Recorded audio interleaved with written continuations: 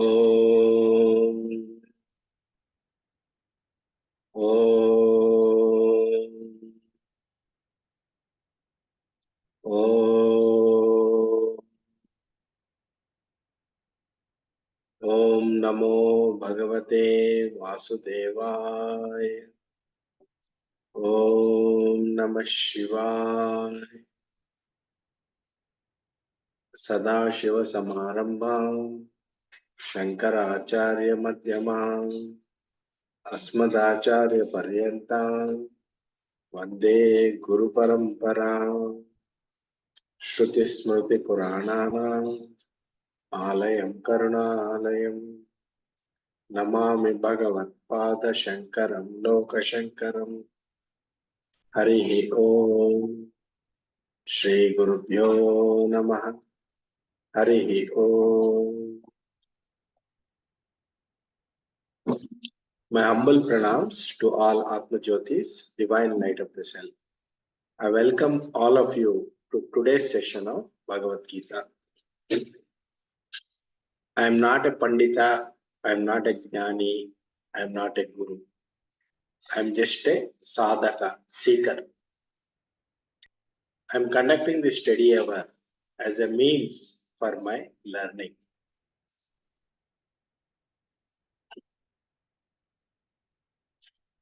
If there are any mistakes, please forgive me. We are on a journey to study Gudhartha Deepika, Bhagavad Gita, Gudhartha Deepika by Sri Madhusudana Saraswati, translated by Swami Gambhirananda from Sri Ramakrishna Matham. Before we go into the text, we are going through the summary of each chapter of Bhagavad Gita so that we understand what is the summary of each chapter before we go into Gudhartha Deepika. We have completed about 14 chapters. Now, today we will be looking at chapter number 15 summary. Chapter number 15 summary.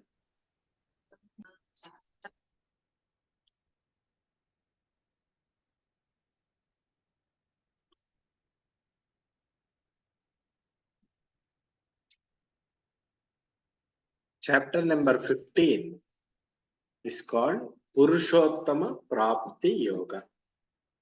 Purushottama Prapti Yoga. That is chapter number 15. In our scriptures, the word Purusha means consciousness. It's another word for consciousness. Purushottama means Uttama consciousness, supreme consciousness.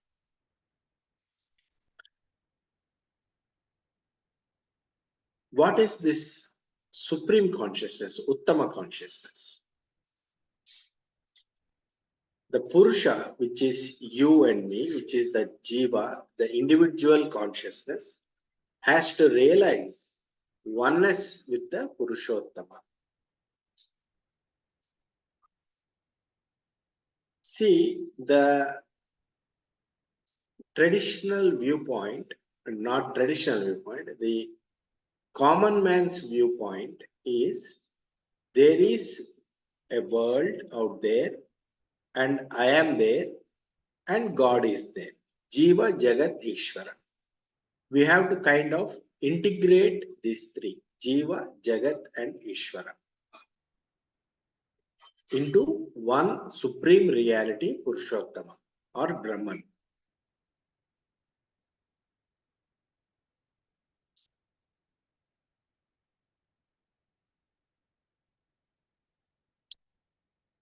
(15.1 to 15.3) is about nature of samsara. 15.3 to 15.6 means of liberation. 15.7 to 15.10 Brahman as Jiva, individual soul. 15.11 to 15.15, Brahman as Jagat, as the world.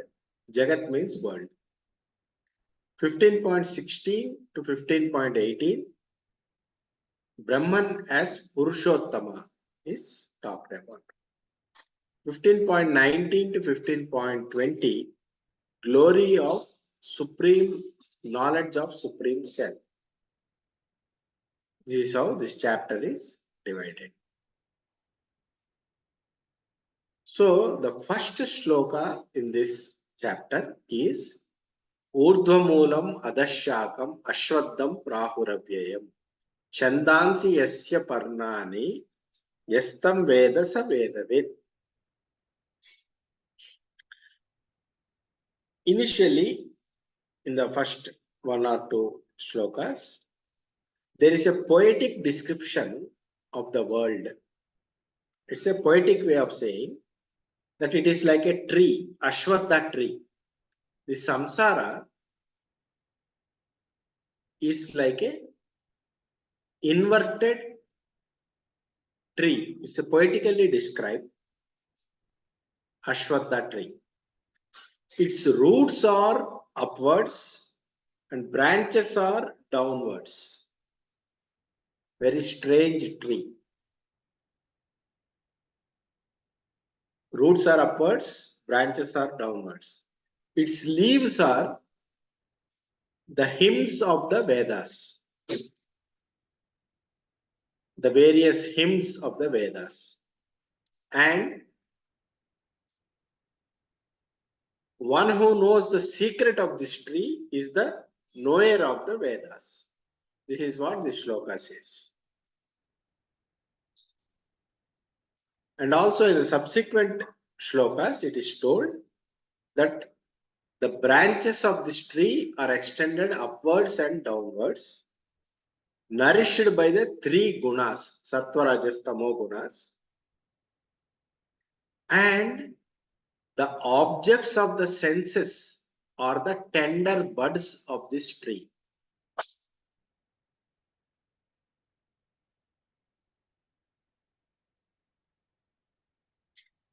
And it is said, the real form of this tree is not available in this way in this samsara.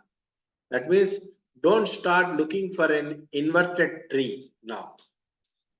It is a symbolic way of telling. Now don't start looking for an inverted tree, roots upwards, branches downwards. It's a poetic way, symbolic way of representing the samsara. Roots are upwards means the source is God, Supreme Lord, Brahman. From the source, this samsara has come, this jagat has come.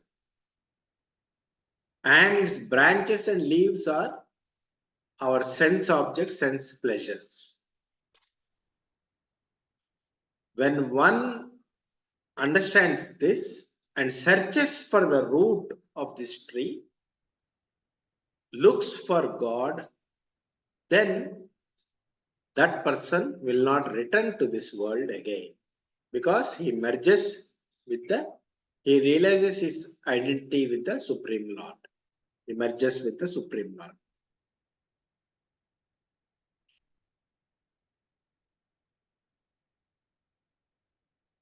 This is the nature of samsara, is told in 15.1 to 15.3. Ashwadha Vriksha, upside down inverted tree. This is how it is described. It is like a forest. It is fearful and restless. If you put one seed, a tree will come. Tree will give out many fruits and many seeds. It is unending. If you do one karma, it will give many karma phala. And to experience the karma phala, one more karma has to be done. One more life has to be taken. When one more life is taken, one more karma is done. Many more karmas are done. and it leads to many more karma phala. So one seed leads to many fruits, and each fruit containing many seeds, and it will lead to a forest of karma.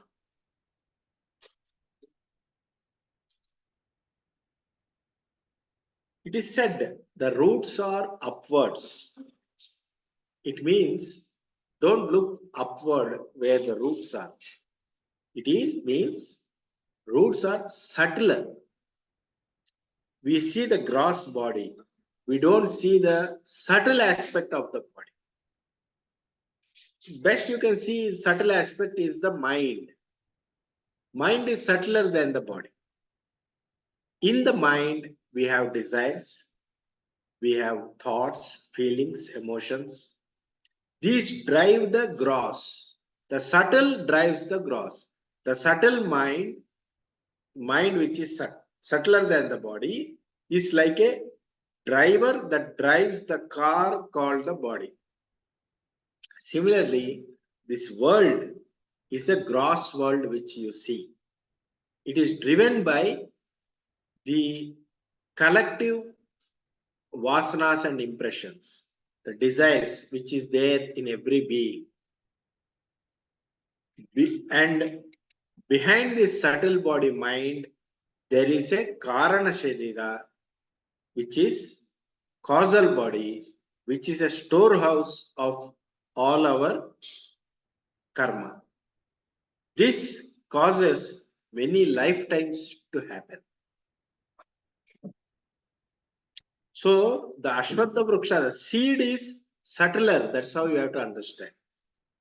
Body is gross, mind is subtle, and the deepest layer, Karana Sarira, is the subtlest.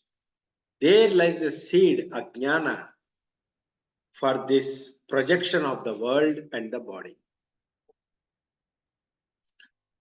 From the subtlest aspect, which is the Atma, Brahman, comes the Akasha. From Akasha to Vayu, Vayu to Agni, Agni to Jala, Jala to Prithvi. From the subtlest aspect, Atma, Brahman, comes the space. From space comes the wind. From wind comes the air. From wind comes the fire. From fire comes the water. From water comes the earth. So this is the cosmology of the ancient cosmology. And why is there samsara? Why is all this? So the samsara chakra, as explained by Shankara, is avidya kama karma. That's what Shankara has explained. At the root, there is avidya. From avidya, which is ignorance. What is this ignorance? What is knowledge? Jnana. I am Brahman. I am Atma. This is knowledge and wisdom. And ignorance is, I am this body, mind, intellect. This feeling is ignorance. So, this avidya is anadi, beginningless. It is there from very long time. From avidya comes the body, mind, intellect feeling. I am this body, mind, intellect. From the ignorance. Because I am ignorant that I am Brahman, I get the feeling that I am body, mind, intellect. Because I am body, mind, intellect, I am also identified with various roles, with family, relations, world. I am attracted to the sense pleasures and I have desires. Because I have desires, I take action to fulfill those desires. That is called karma. So, root is avidya, ignorance. From ignorance comes the kama, desire. From desire comes the karma, action. Action leads to karma phala, which is result of the action. And karma phala may be pleasant or unpleasant, likable or unlikable. Arishad Varga will be there. Kama, Krodha, Lobha, Moha, Mada, Matsarya. All the negative qualities like anger, greed, jealousy, pride, lust will come. And the karma phala, when it is experienced, it will lead an impression, vasana, in your chitta, in your memory. It will lead to a vasana. That okay, if you ate a ice cream, it will lead a impression. Ice cream is sweet, it is good. So if you eat ice cream 10 times, the vasana will become stronger. Ice cream is good. Whenever you see ice cream, your mouth starts watering. You want to eat ice cream. Like this, over lifetimes we have acquired vasanas, latent impressions, and habit patterns.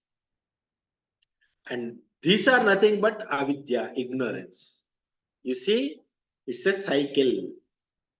This cycle is called avidya kama karma.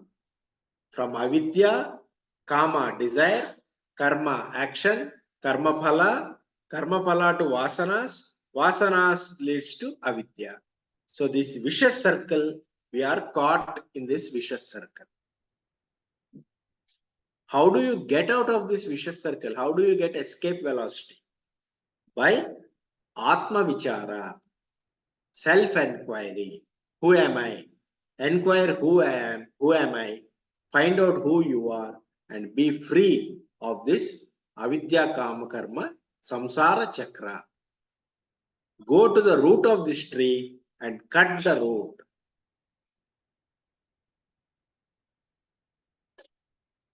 What is this Ashwadha Vruksha? See, there is a diagrammatically represented as, see, in originality, what is truth is like a sun, which is nirguna, which is like a sun. Sat Chit Ananda, existence, consciousness, and bliss. From that, somehow we got a veil of Maya, avidya or tamas. From the veil of Maya, we lost the Satchidananda, and that Maya became Prakriti, became Sattva Rajas Tamo Gunas, and it became Panchatanmatra, Shabda, sound, touch, form, taste, smell, space, air, fire, water, and earth. This becomes universe, Brahmanda. Jnanendriyas, organs of perception, ear, skin, eye, tongue, and nose, organs of action, speech, grasp, locomotion, excretion, and procreation. This becomes Pindanda and this becomes Brahmanda. Universe and the individual. This is how is the evolution. Now we have to go back to this one to be peaceful. In reality, you are always this Nirguna Parabrahma. This is Maya. Even though it appears, it doesn't actually exist.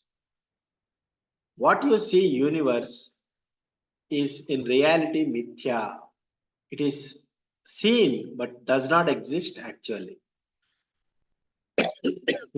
How do you cut the Aswadha Vruksha? By knowing that I am Brahman. Aham Brahmasmi. So you see, you look at yourself carefully. By looking at Pancha Kosha, 5 sheets, there is Annamaya Kosha, physical body, gross body, made of food, grows and dies as per food. It undergoes 6 modifications. Easiness, born, grows, changes, decays, and dies. Then there is a Pranamaya Kosha, vital body, energy body, Pancha Pranas, Prana, breathing, excretion, Prana, Apana, Vyana, Samana, and Udana. So these are Pancha Pranas. Manomaya, mental body, mind, manas, it is a home for anger, jealousy, love, compassion, emotions, likes and dislikes, sense organs, pain and pleasure. Vijnanamaya kosha, intellectual body. Intellectual body is thinking, clarity, confusion, logic and reasoning. Ignorance is also a thought, can be removed only through jnana. Anandamaya is a karana sharira, blissful body. This is established in avidya in the form of karana sharira, causal body. It is impure in nature with vrittis, modifications, like priya, which is like it, moda, acquire it, pramoda, experience it. Know that you are none of these. You are not Annamaya Kosha, you are not Pranamaya, you are not Manomaya, you are not Vijnanamaya, you are not Anandamaya. You are pure Atma, consciousness, beyond the Panchakoshas. Similarly, you look at it in a different way. Every day you have Shariratraya, three bodies.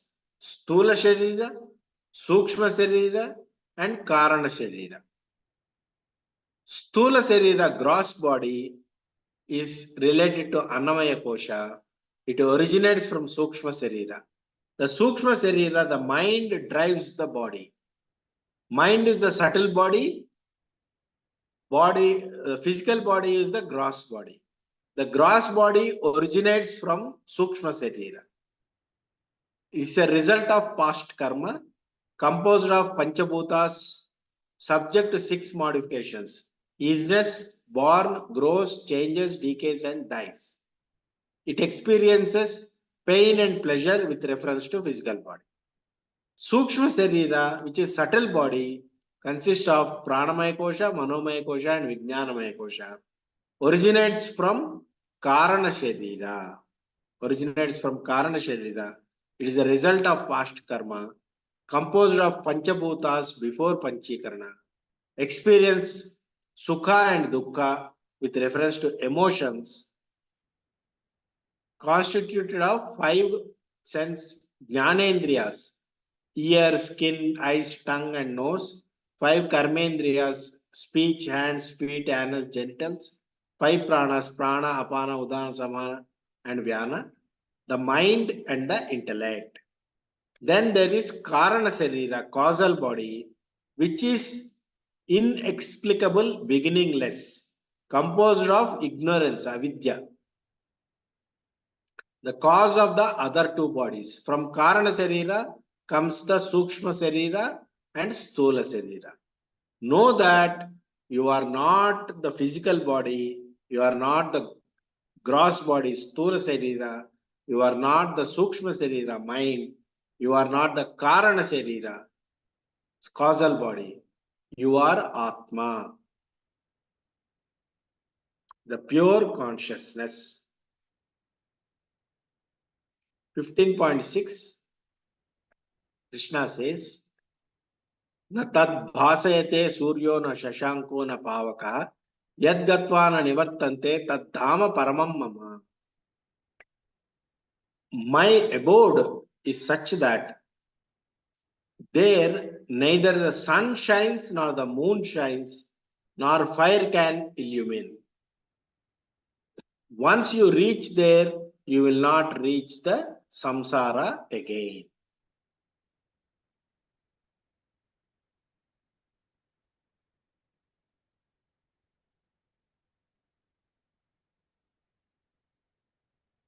So what is the means of liberation? How does one get liberated? Go to the root of the tree and cut the root. That is what told in the Bhagavad Gita. How do you go to the root of the tree? What is the tree? Sukshma Stula Sarira, Sukshma Sarira, and Karana Sarira. Avidya is the root. Go to the root and cut the avidya. How do you cut the avidya? Through jnana. What is the jnana? I am not the body, I am not the mind, I am not the intellect, I am pure consciousness, Shiva Swarupi, Shivoham, Shivoham, Shivoham. This is the jnana. With this jnana, you cut the ajnana, avidya, that I am the body, mind, intellect, I have desires, I have family, I have properties. All this ignorance you cut. So, there is a sloka, Guru Brahma, Guru Vishnu, Guru Devo Maheshwara, Guru Sakshat Parabrahma, Tasmai Shri Gurave Namaha. It can be interpreted in the following way. It is not talking about the Guru Brahma who created the universe. It is talking about Guru. Who is a Guru? As a Guru, Guru is the Brahma. Who is the Brahma? Is the creator. What does Guru create? Guru creates the desire for liberation and Atma Jnana in the Sishya. Guru creates the desire for Atma Jnana and liberation to the Sishya. And who is the Vishnu? Vishnu is the protector. And what is Guru as Vishnu? Guru as Vishnu nurtures and sustains the sadhana of the sadhaka. And Shiva is the destroyer. What is Guru as Shiva? Guru as destroyer. Guru destroys the ignorance in the person. Ignorance that I am the body, mind, intellect. This ignorance is destroyed by the Guru. Therefore, Guru is Brahma, Guru is Vishnu, Guru is Shiva, Maheshwara. Guru Sakshat Parabrahma. Guru is beyond all the body, mind, intellect, and Guru is pure consciousness. Therefore, Guru is Parabrahma beyond Maya. Therefore, when Guru says that, the student also will be able to grasp it, understand the consciousness aspect of it. Now, don't worry too much about the branches, fruits, leaves of this tree. Go directly to the root of the tree, which is Parabrahma, which is the avidya, and cut the avidya and go to the source, which is Parabrahma, which is Supreme Being. Realize Brahman as the ultimate source.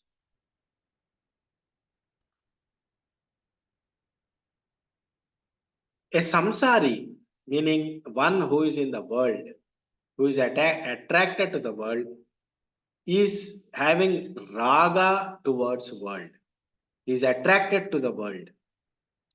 A sannyasi, on the other hand, is running away from the world. He has dvesha for the world. Whereas a jnani will neither run away from the world nor hate the world or get attracted to the world. Jnani does not have raga or dvesha towards the world. He will have only vairagya, dispassion. Vairagya is about neutrality and freedom from dvandva, duality, likes and dislikes. Cut the root of samsara vriksha with the axe of sharp intellect through Atma Vichara. Who am I? Take the sword of Atma Vichara. Who am I?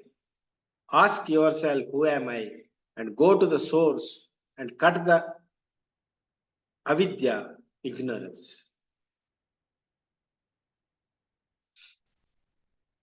And Supreme Lord says, he's talking about the subtle body, Sukshma Sarira.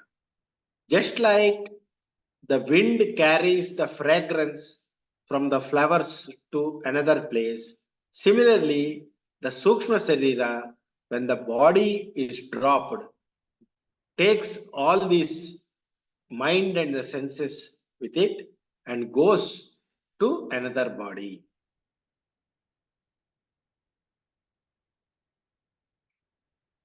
Now, Brahman as Jiva, 15.7 to 15.10. We are talking about Jiva.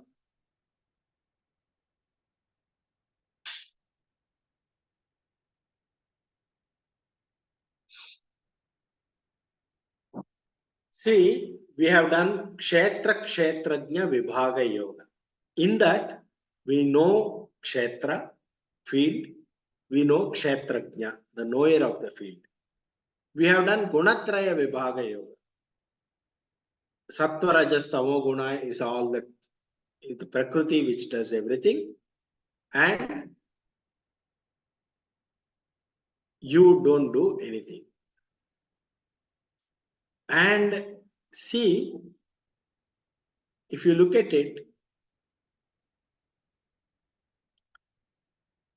the Kshetrajna in all bodies is the I am that appears in you, that appears in me, that appears in everyone. I am there. This feeling, this consciousness is there in every animal, every being. This consciousness is called Chidabhasa. It's a reflection of the original consciousness. Right now, I am aware. I am aware. I am conscious. This consciousness is a reflected consciousness, Chidabhasa. It comes and goes. In deep sleep, it is not there. But the original consciousness is still there. This consciousness is a reflection of the original consciousness. Ishvara is the I am in everyone. Parabrahman is the original consciousness.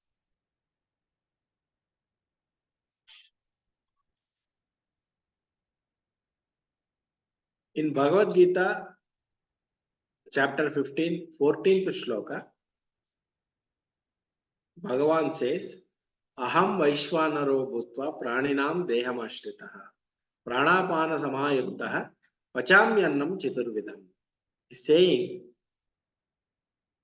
it is I who take the form of fire of digestion in the stomach and digest the food and give the energy to every being. So, God, you think that you are eating and you are digesting. We cannot do. It is the power behind this body which digests the food. That is what you have to understand. It is God is the power behind every action. Our heart beats. He gave example of fire of digestion.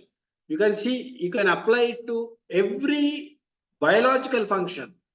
Every biological function, are you doing it or it is happening? It is happening. The biological functions are happening. Who is doing that? It is God alone who does the biological functions. My heart is beating.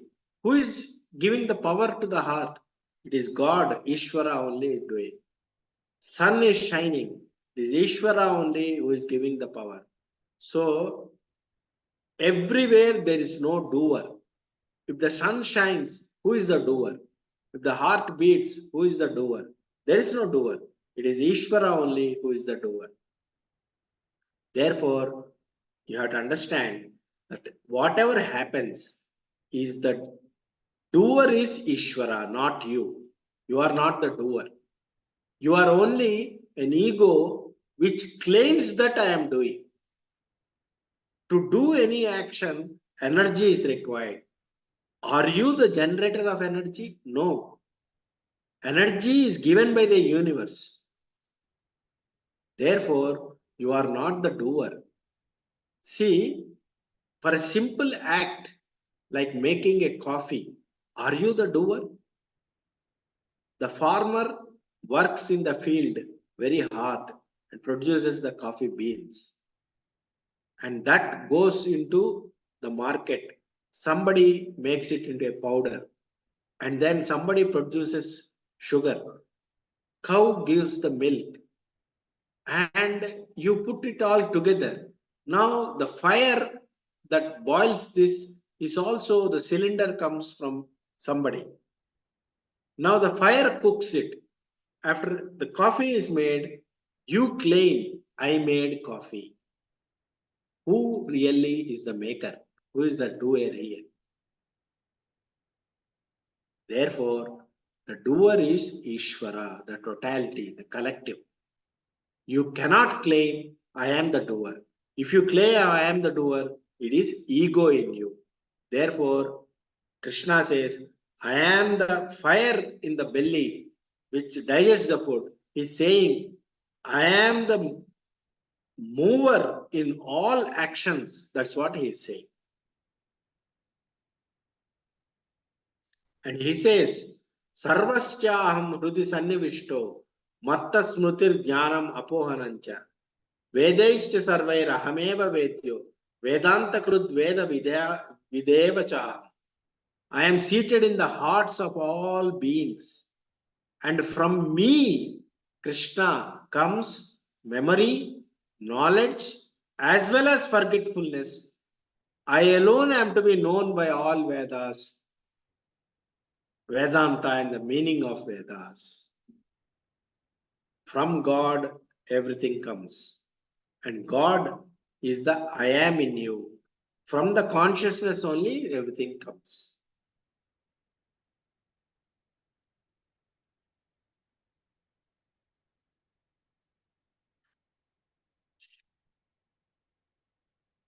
Don't think that the Lord or Ishvara is at a different place in some Vaikunta or some Kailasa, somewhere in heaven. God is somewhere in heaven. I am somewhere else. I pray to God. God will take care of me. This kind of religion is not what Bhagavad Gita is teaching. Bhagavad Gita is teaching God as transcendental as well as immanent. He is all pervasive, within and without, all over, everywhere, here and now. This is what God is. When you close your eyes in meditation, then the peace experience is the transcendent Ishvara. When you open your eyes, you see the world. The world is an immanent manifestation of Ishvara. Therefore, whether you close your eyes or open your eyes, what you see, what you feel, what you touch, what you taste is Ishvara only. There is only one reality which is Brahman. See, usually we think to do anything, knowledge, action, and experience are necessary. You need to have knowledge about something, then you take an action, and then an experience can be possible. For example, you want to go to Mysore or Himalayas or USA. You need to have knowledge about Mysore, knowledge about Himalayas, knowledge about USA. Some kind of knowledge you should have. I want to go to Mysore. You have some knowledge. Now comes the action. What is the action? You prepare and buy tickets to go to Mysore or Himalayas or USA. That is the action. Once you go there, you get the experience. This is the common knowledge. For anything to happen, knowledge, action, and experience happen. But what is the Atma Jnana? Atma Jnana is your own self. It is not dependent on action. It is not dependent on knowing something. It is you. I exist. This comes first. When that is there, other knowledge, other experience, other action can happen. Therefore, Atma Jnana is not dependent on time and space. Whereas all experiences in the world are dependent on time and space. Atma Jnana is here and now. I exist. I know I exist. I know I am. This is Atmajnana. This consciousness is Atmajnana. Consciousness is you.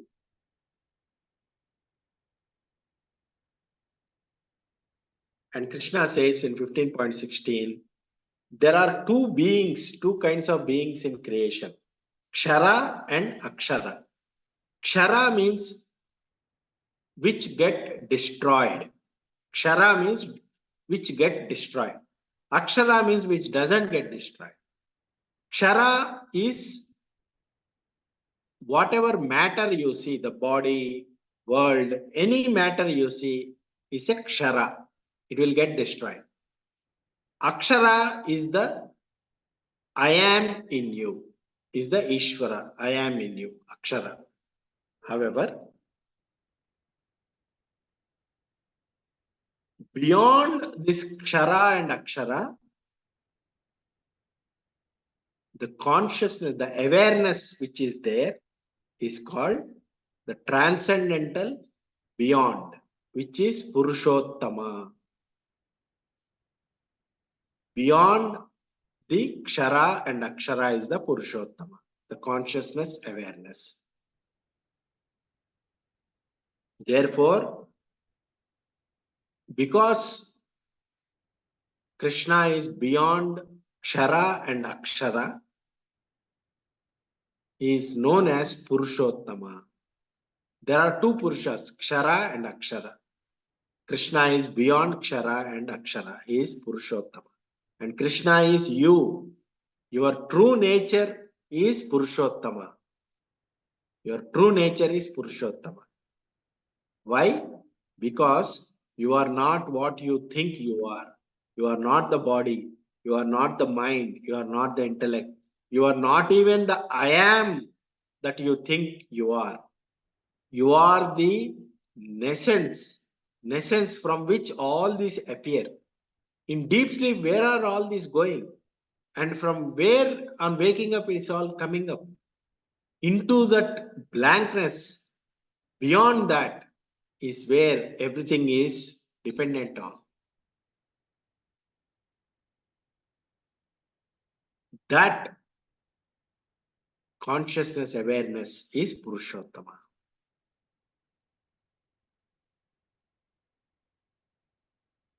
Okay.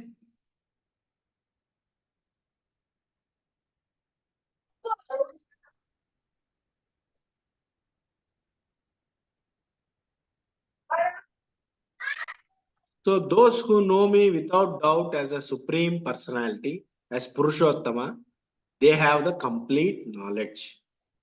They worship me with their whole being.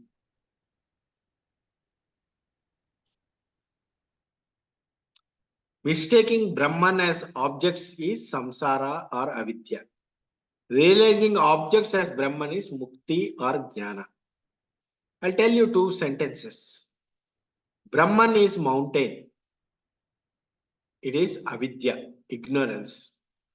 Brahman has become mountain. Brahman has become mountain. No. Mountain is Brahman.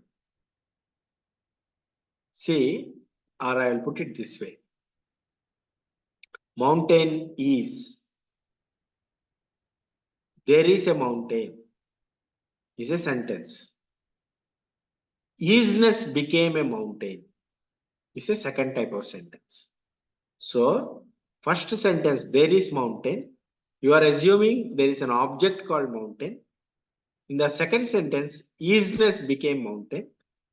Isness is there, which is appearing as mountain. Therefore, Brahman here, in the first type of sentence, mountain is the noun, isness is the adjective. Second sentence, isness is the noun, mountain is the adjective. How you want to look at it depends whether you are a jnani or a ajnani. Similarly, you say, I took a bath in a river. There is nothing called river. River is actually ever flowing water. So, river is actually a verb. We use it as a noun. Therefore, this way of language binds us. We don't see the reality because of the language which we use. The language creates concepts in our mind and we are bound by that. Break the constructs of the language, make easiness as a noun and mountain as an adjective, you will understand the Advaita point of view. Then, whatever you see, wherever you see only easiness. Easiness as the noun and various names and forms are appearances of the same easiness. That's how is the Advaitic viewpoint. All languages, English, German, Hindi, Telugu, Marathi, are object oriented. They talk about object, objectify everything. Sanskrit is a subject oriented. It gives subjective experience.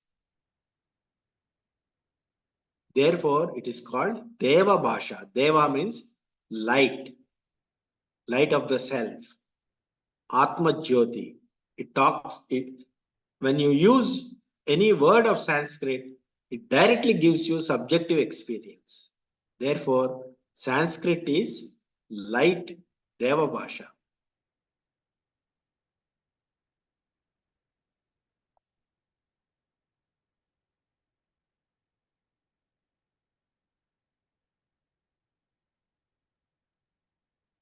See, people say, I am a jiva, I am an individual being. I am not able to understand that I am Brahman. I am suffering and all. All this is falsehood. People are not focusing on right things. They are focusing on, they are not meditating on the right God. I mean, right things. They are not meditating. They are not taking the spiritual path. They are taking a worldly view and their meditation. What is a meditation? Their meditation is on boy, girl, kids, money, body, etc. That way they are meditating on the wrong things. Therefore, the language we use binds us. So, flip your viewpoint and you will see oneness, sameness everywhere. There is I, Brahman, pure I, Brahman, self, Atma. It is Purushottama, Satchidananda. Then, from that, the waking awareness comes. It is I am. I am is called Kutastha Chaitanya or reflected consciousness or Chidabhasa. It is Akshara Purusha. And then comes me, Ahankara, ego. I am the body. I am a manager. I am a student. I am a husband. This comes. Then mine, Mamakara will come. My car, my job, my wife, my children, all this will come. Understand that you are the Purushottama, I. You are the I am is also better way. Don't be in the me and mine. Know that you are the I, self, Atma.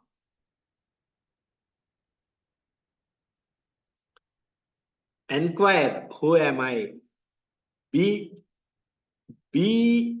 know that,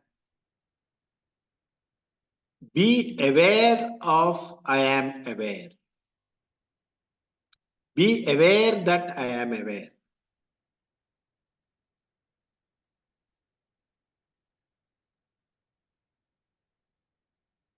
With this,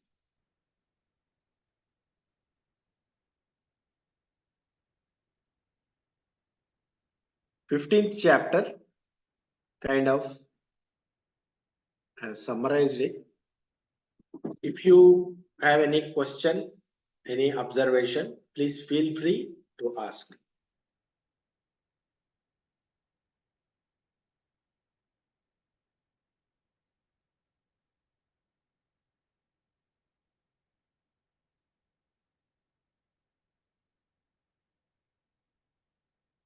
Okay, if there are no questions, let us close for the day.